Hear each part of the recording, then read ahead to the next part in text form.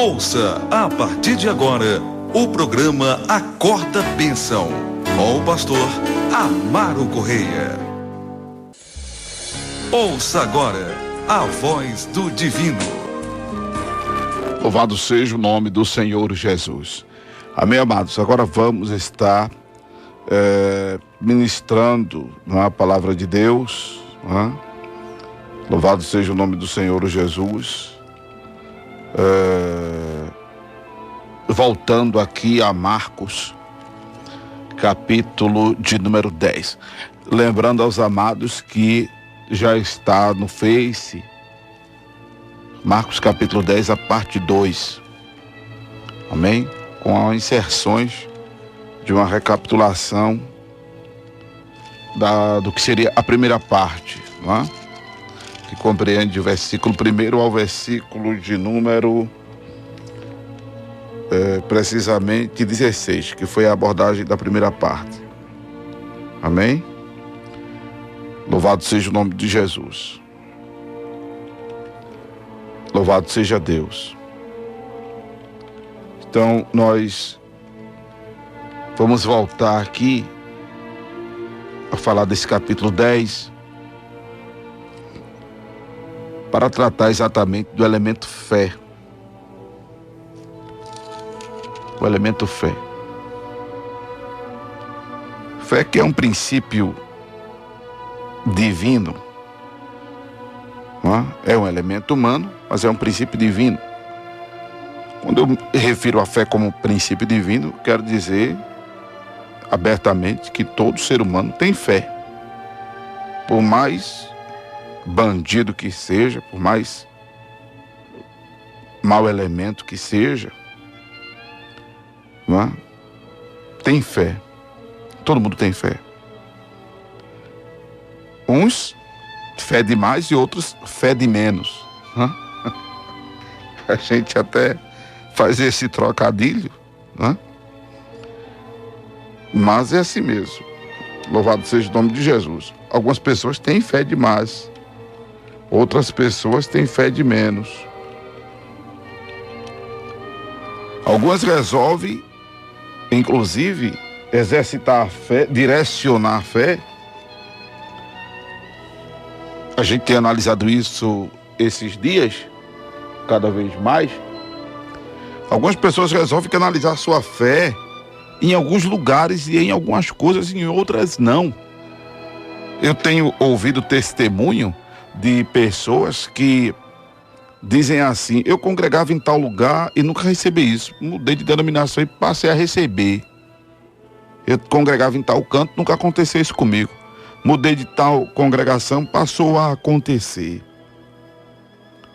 O problema não está no lugar onde a pessoa congregava. Se bem que isso influencia. A gente tem dito aqui que denominação não salva, mas influencia. Não é? Porque acontece da passagem de uma denominação A para uma denominação B com algumas pessoas, e acontece com outras pessoas passar da denominação B para a denominação A. Então, por que acontece em um canto e com outro não? E com o que não aconteceu em um canto, acontece com outro, e o que aconteceu com outro não acontece com o que não aconteceu. Está entendendo agora? Porque a pessoa resolve deliberar sua fé. É a pessoa quem resolve deliberar sua fé. Não? Por que eu estou querendo voltar a falar em Marcos 10, precisamente sobre fé? Pela declaração de Jesus ao cego, quando Jesus lhe disse, versículo 52 do capítulo 10 de Marcos: vai, a tua fé te salvou. E logo viu e seguiu a Jesus pelo caminho. Quando você lê esse episódio aqui em Marcos, não é? Marcos registra e dá o nome que este cego, e no registro aqui aparece só um cego, cujo nome é Bartimeu. Estava sentado ao caminho, mendigando. E ouvindo que era Jesus de Nazaré, começou a clamar e a dizer: Jesus, filho de Davi, tem misericórdia de mim. E muitos o repreendiam para que se calasse, mas ele clamava cada vez mais: Filho de Davi, tem misericórdia de mim. E Jesus, parando, disse que o chamassem. E chamaram o cego, dizendo-lhe: tem bom ânimo, levanta-te, que ele te chama. E ele, lançando-se, descia a sua capa, levantou-se e foi ter com Jesus. Jesus, falando, disse-lhe: que queres que eu te faça? E o cego lhe disse: mestre, que eu tenha vista. Jesus lhe disse: vai, a tua fé te salvou. E logo viu e seguiu a Jesus pelo caminho. Quando a gente lê esse episódio em Marcos, em Mateus capítulo 20,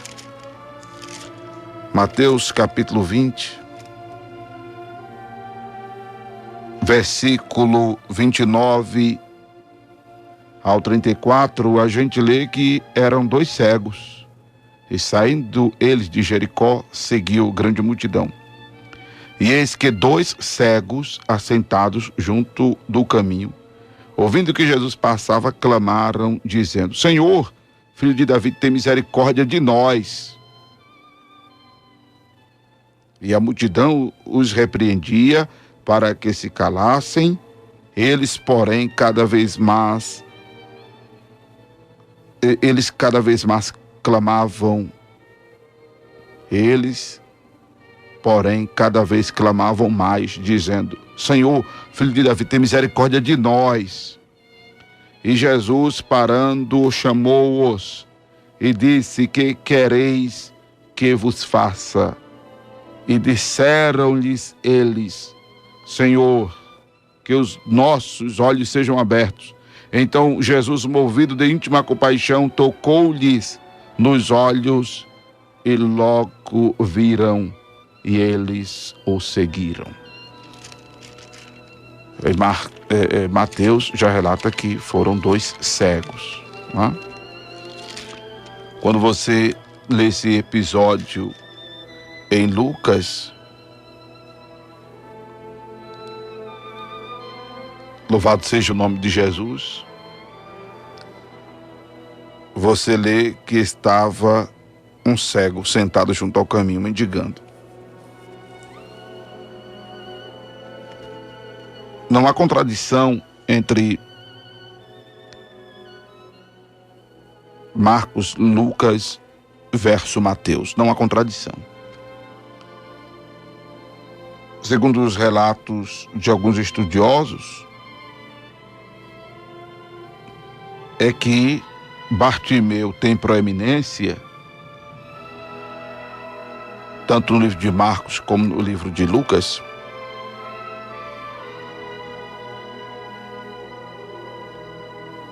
louvado seja Deus, porque Bartimeu era uma pessoa, digamos assim, mais extrovertida, né? Mais extrovertida. Louvado seja o nome do Senhor Jesus. E aí, o que acontece? Bartimeu recebe todo esse destaque do episódio, né? Bartimeu recebe todo o destaque deste episódio,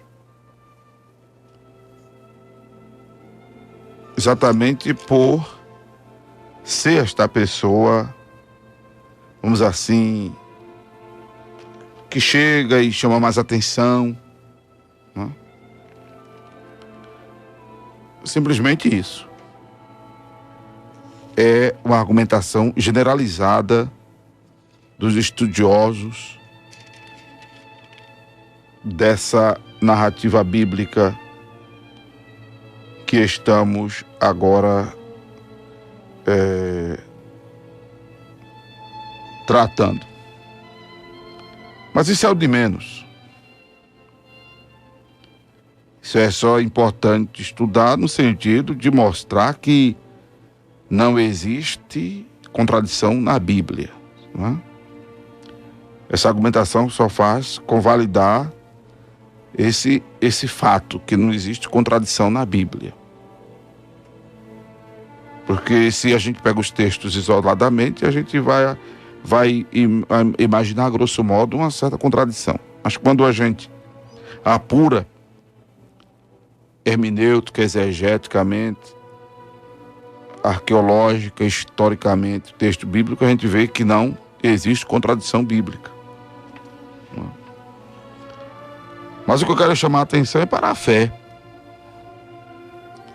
de ambos os cegos, ou do cego Bartimeu. Louvado seja o nome do Senhor Jesus, que canalizou a sua fé a pessoa de Jesus, né? E o milagre então aconteceu.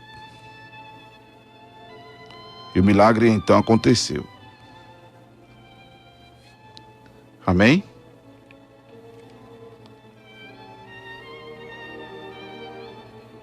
E nós começamos a tratar exatamente disso, da fé. Porque a fé, a gente já percebeu das pessoas, pode funcionar independente do que para onde ou para quem ela seja direcionada. Você já percebeu isso, amados?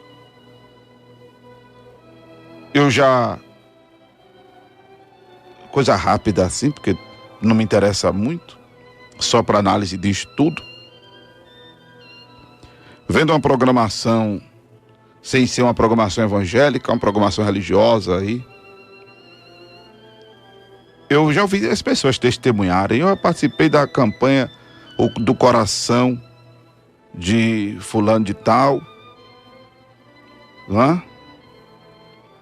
E aí eu alcancei a bênção, eu alcancei a graça. Eu participei.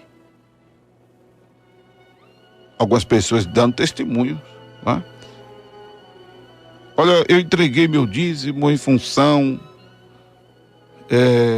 da corrente, coisa e tal, e recebi a graça. Eu invoquei fulano e alcancei a graça. Eu consultei Beltrano e alcancei a graça. Foi isso que fez, alguns anos atrás, o pastor Pyong-Soo, que mudou de nome para David Yong-Soo, escreveu o livro A Quarta Dimensão. É um livro antigo, um livro bom, mas ao mesmo tempo perigoso para os iniciantes na fé. Porque ele ficou intrigado quando, na Coreia, algumas pessoas davam testemunho de cura de câncer e de tantas outras moléstias, que acontecia em um segmento religioso que não era o segmento evangélico do qual ele faz parte. Mas por que as pessoas em tal lugar estão dando testemunho de cura? E na igreja evangélica aqui que eu faço parte não dão testemunho? Ele foi estudar isso. E aí ele falou que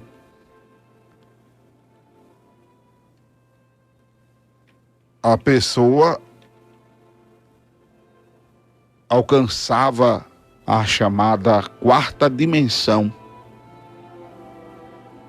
A quarta dimensão, onde alcançando a quarta dimensão por vamos dizer assim, por um traslado mental, que a gente chama de telepatia, não é? Um traslado visionário da coisa, objeto, né? De desejo, cura divina,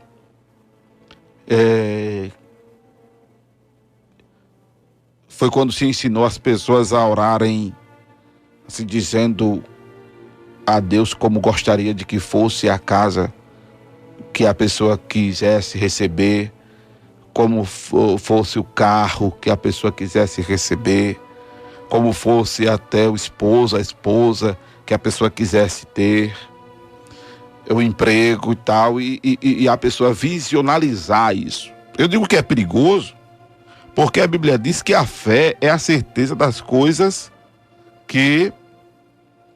A fé é a certeza das coisas que não se vê. Amém? A fé é a certeza das coisas que não se vê e a convicção daquilo que se espera. Não é? E a convicção das coisas que se espera. Louvado seja o nome do Senhor Jesus. Então, a princípio o estudo gerou muito resultado, porém, aquilo que eu já disse nas abordagens anteriores aqui, sinceridade não basta, tem que ter o crivo da verdade bíblica. Não é? Tem que ter o crivo da verdade bíblica. A tua fé te salvou. É necessário pôr a fé em prática. Agora, a fé que vai, obviamente, agradar a Deus é essa fé que está canalizada aí, a pessoa dele, a pessoa do Senhor Jesus. Amém, amados? Porque há pessoas que estão me ouvindo que têm fé em santos ou em pessoas canonizadas, ou beatificadas, ou então até divinizadas. Mas o direcionamento desta fé a quem quer que seja, ou ao que quer que seja, sem ser a pessoa de Jesus, é a fé que pode lhe fazer adquirir o objeto desejado, mas não é uma fé que verdadeiramente agrada a Deus. Não é a fé que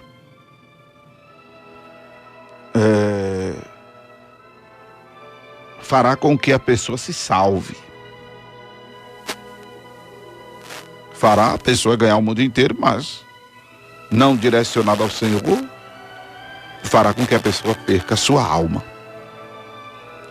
A gente está falando de Marcos, desde a primeira abordagem sobre princípios, valores e verdades.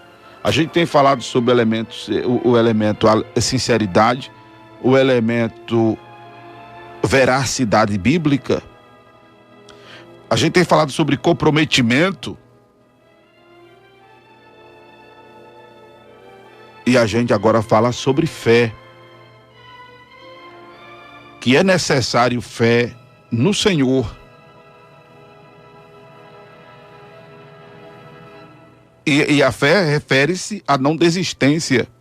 Por isso que fé é correlacionada à palavra esperança, que o mundo diz é a última que morre. Mas a nossa fé deve ser como a fé que Abraão tinha, que mesmo que Isaac viesse morrer, ele cria que das cinzas Deus poderia suscitar Isaac. Louvado seja o nome do Senhor Jesus. Que das cinzas Deus poderia suscitar Isaac. É a fé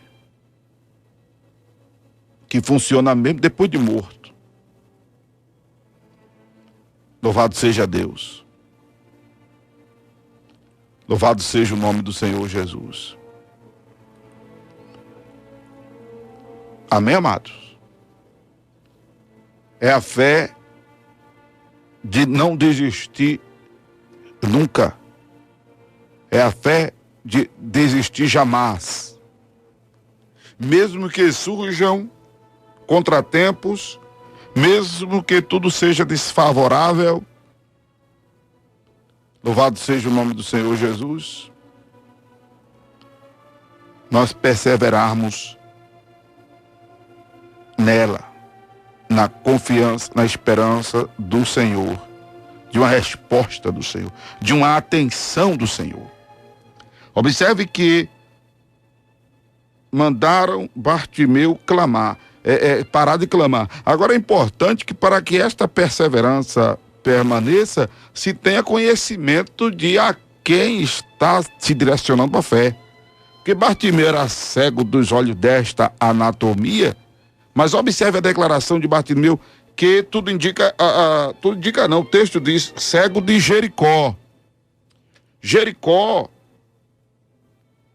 é uma cidade referência de maldição. Você lembra disso, não é? A cidade de Jericó, ela foi invadida, ela foi destruída pelo exército de Israel quando a terra prometida estava sendo reintegrada aos hebreus, aos filhos de Israel. A cidade de Jericó, ela foi destruída quando voltas foram dadas ao redor de seu muro, que não era um muro que nem o da possível sua casa, não é? Era uma verdadeira muralha. A cidade de Jericó era uma verdadeira muralha, não é? Era a muralha que dava para passar 2 carros de boi, um ao lado do outro. O muro era extremamente grande e largo. Louvado seja o nome do Senhor Jesus. E a cidade de Jericó, cujos muros tinham cerca de 9 metros de altura e 6 de espessura, não é? Foi derrubado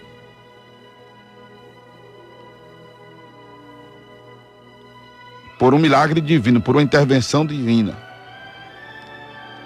Foram dadas várias voltas ao redor deste muro. Durante 7 dias, a cada dia o muro foi rodeado uma vez, e no 7º dia o muro foi rodeado 7 vezes. Então dá aproximadamente 13 voltas, se a gente for contar. E não era pequena não, porque eram 32 quilômetros quadrados a área cercada de Jericó. E depois de destruída, foi impetrada uma maldição por Josué, que fosse maldito aquele homem que levantasse a edificar essa cidade, perdendo seu primogênito, e fundando a cidade, ela, sobre seu filho mais novo, lhe poria as portas. Isso se cumpriu. Essa palavra, essa maldição de Josué 6, versículo 26, se cumpriu. 1 Reis, capítulo... 1 Reis, o capítulo de número... Deixa eu conferir aqui com vocês. 16, se eu não me engano. 1 Reis, capítulo 16, o versículo de número 34, que Iel, o beletita, edificou a Jericó, morrendo Abirão, seu primogênito. E morrendo, e afundando, e vamos ler o texto, né? E em seus dias, Eliel, o beletita, edificou a Jericó, morrendo Abirão, seu primogênito. Afundou e morrendo Segube, seu último, pôs as portas, conforme a palavra do Senhor, que falara pelo ministério de Josué, filho de Num. Então, a cidade de Jericó tinha esse estigma de maldição. Se esperava muita coisa boa de Jericó, não é? E lá tinha um cego que ouviu falar de Jesus.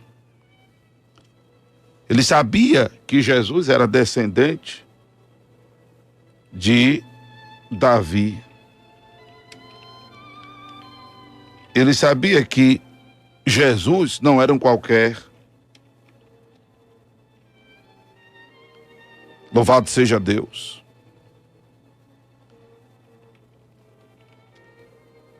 E aí ele clama, Jesus, filho de Davi. Ele sabia que Jesus era descendente real. Louvado seja o nome do Senhor Jesus.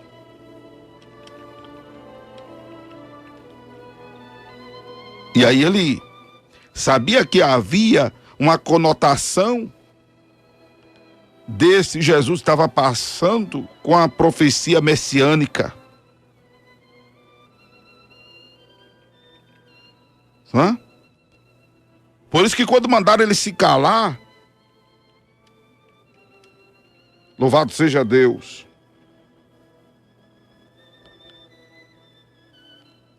ele gritava cada vez mais. Ele gritava cada vez mais. Jesus, filho de Davi, tem misericórdia de mim. Ao ponto de Jesus, inclusive, ter mandado que o trouxesse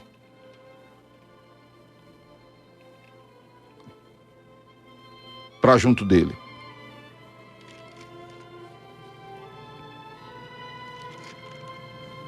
Louvado seja o nome do Senhor Jesus. E aí quando se aproxima, os dois cegos, que aí Bartimeu tem proeminência, já explicamos o porquê. O Senhor diz, vai, tua fé te salvou. Ou seja feito conforme a tua fé. Porque ele queria ver. Louvado seja Deus. Não importa onde você esteja agora, não importa o que você fez, como diz o poeta, não importa o que você foi, não importa o que você fez. O importante é você ter fé. Fé para alcançar a vitória, fé para alcançar a bênção. Agora, é importante canalizar essa fé ao fazer a vontade de Deus, porque não adianta ter fé simplesmente para receber bênção, para receber milagre ou para ministrar milagre e não fazer a vontade de Deus. Não é? Não adianta simplesmente isso. Porque tem muita gente, eu estou observando, com fé para os negócios, com fé para a cura divina, com fé para muitas conquistas, mas sem fé para a salvação em Cristo.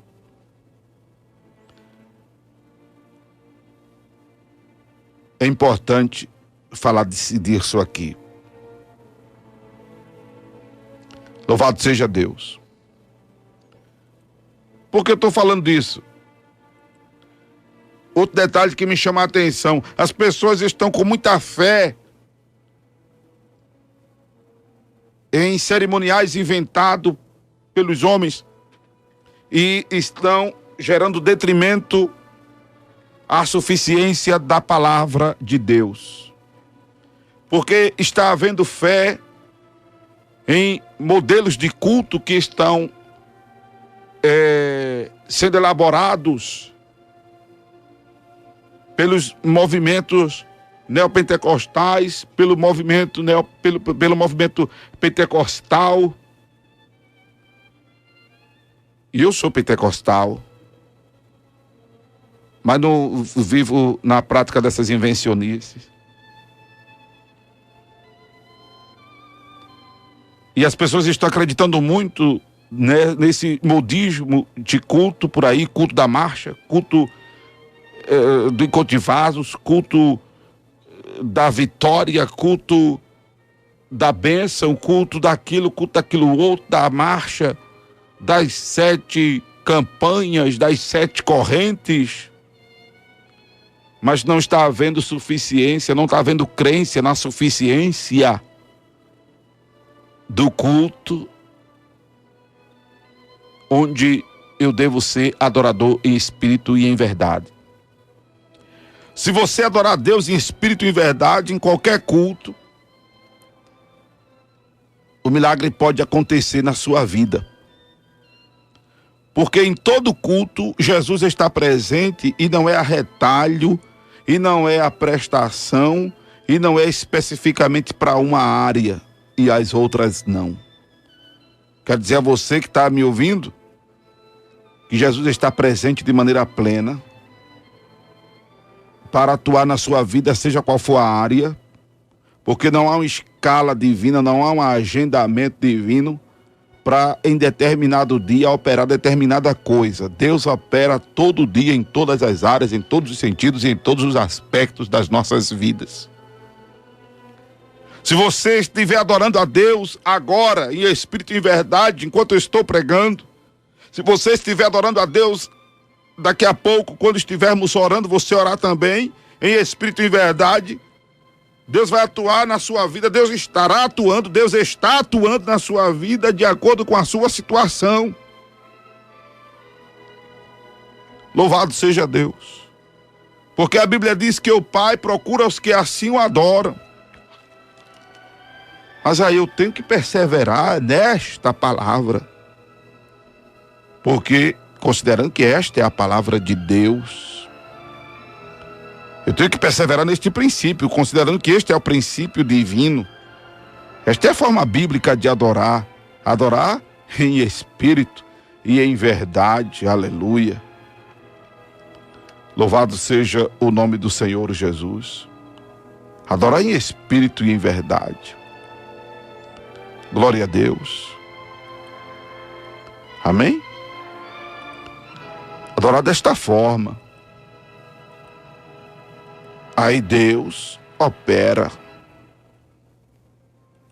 Porque as pessoas hoje estão crendo mais nas invencionices denominacionais, nas invencionices religiosas, e não estão acreditando no que diz a Escritura Sagrada.